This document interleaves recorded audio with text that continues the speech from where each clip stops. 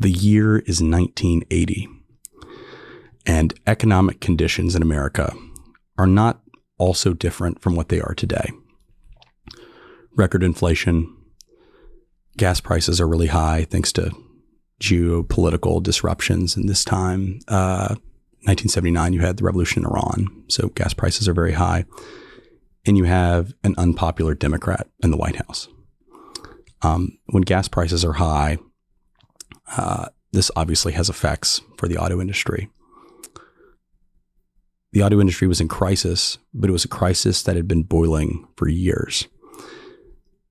At the time, there was another geoeconomic rival to the United States that was emerging in the Asia Pacific. It wasn't China at the time, it was Japan.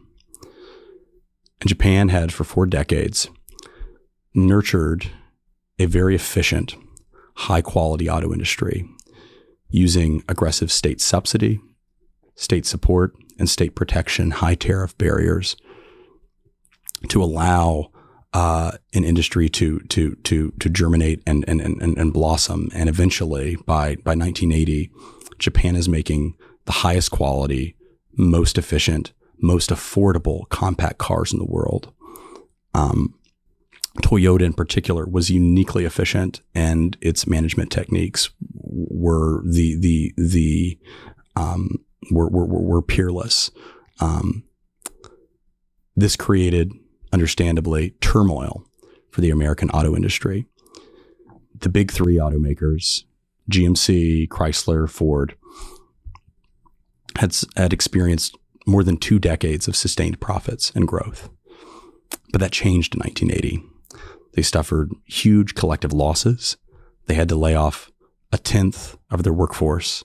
And it was all because American consumers, driven by high gas prices, were shifting to these very nice, very cheap, very fuel-efficient compact Japanese cars instead of the large sedans and larger vehicles that had been the specialty of American automakers. Obviously, the implications for American workers are huge. Implications for these businesses was huge. Chrysler was on the verge of bankruptcy. Something had to be done. Ford and the UAW each separately filed for import relief from the US ITC, and they were rejected. In part, the commission stated because they feared that any kind of import relief would discourage the Japanese from potentially investing in the United States in the future, moving their production here. The White House was also reluctant to help out. Jimmy Carter swore off any import relief and instead offered essentially a program of palliative care. Some retraining for the workers that were laid off, some community relief programs to towns that had been affected. If there had been a large software industry at the time, he would have been suggesting that they learn to code. It was also 1980, an election year, and Ronald Reagan was running. In October 1980, he visits a Chrysler plant in Michigan, and he promises that protectionism is coming if the Japanese don't change their approach and offer import relief to the United States, restrain themselves, and give American automakers time to recover. He makes this promise to American workers, to American automakers, and he gets elected in a landslide election, we all know. He comes into office, and in spring of 1981, there are intense deliberations within the White House. There were essentially 2 factions that had formed in the cabinet. One, Donald Reagan, who's a former Merrill Lynch executive, Secretary of Treasury, was supporting essentially a free market faction.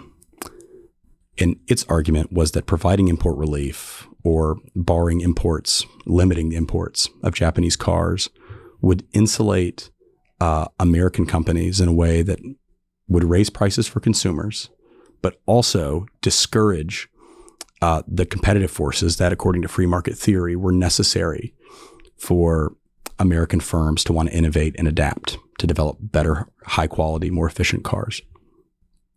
On the flip side, you had another faction, more of a pragmatist faction, led by the Secretaries of Commerce and Labor, 2 men with industry and labor experience themselves. They had a much more practical approach, which was, no, Mr. President, you need to negotiate a quota. limit the imports of Japanese automobiles.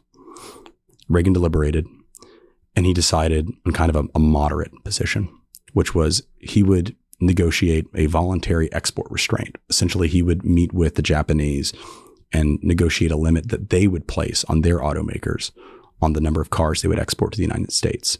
They set that cap at 1.7 million cars. It's the number of cars they sold in 1979, and let the market adapt. Now it's interesting, right? I mean, this is coming from, Ronald Reagan, disciple of Hayek, champion of free markets. You would think he would be a dogmatic free trader, but he wasn't. And in many ways, it makes sense because this case kind of defied economic theory, free market economic theory. Here's Japan, a protectionist power, which, according to the free market folks, should not develop and foster the most innovative, competitive companies in the world. In the United States, which had open, fair competition and free trade, should have had more competitive marketplaces and more competitive, innovative firms, and it didn't. And so in part, the defiance of economic theory led President Reagan to adopt a different approach. Now, what happens? What are the implications of this? Well, one, very immediately, market share stabilizes for American firms. Their share begins to stabilize. They begin to make some profit again. Not quite what they had before, but they're coming back. It stabilizes. They take this time, this breathing room, to innovate. They launch joint ventures with certain Japanese firms. They try to adopt similar management techniques. Their cars become higher quality. They become safer. They become more fuel efficient. They're able to retool and adapt. And so, contra what Donald Reagan and others were saying, insulating them from some competition did not mean that they wanted to lose their competitive edge. They wanted to regain it. But the third and most lasting change, and the one that we still see today, was one that I think you could hardly have predicted, especially if you think back to what the US ITC was saying, that some kind of limit on imports would discourage Japanese investment. Because the quota that Reagan negotiated only applied to imports and didn't apply to cars that were American made, there was a new incentive for the Japanese to invest in America. The Japanese had previously denied requests from the UAW and others to invest in the United States. And in 1980, there were zero assembly plants in the United States for Japanese companies. By the end of the decade, there were 8. Every major Japanese automaker had an auto plant. And in the 1990s, they bought production facilities, and later on, they brought cutting-edge R&D facilities throughout the Southeast, throughout the Midwest, the Heartland. And today, we have many assembly and production plants still in the Southeast, not only Japanese automakers, but Germans and others. In the South, we have an industrial base for assembling and producing cars in the United States. And it's thanks in part to President Reagan and his protectionism, but more importantly, his economic statesmanship.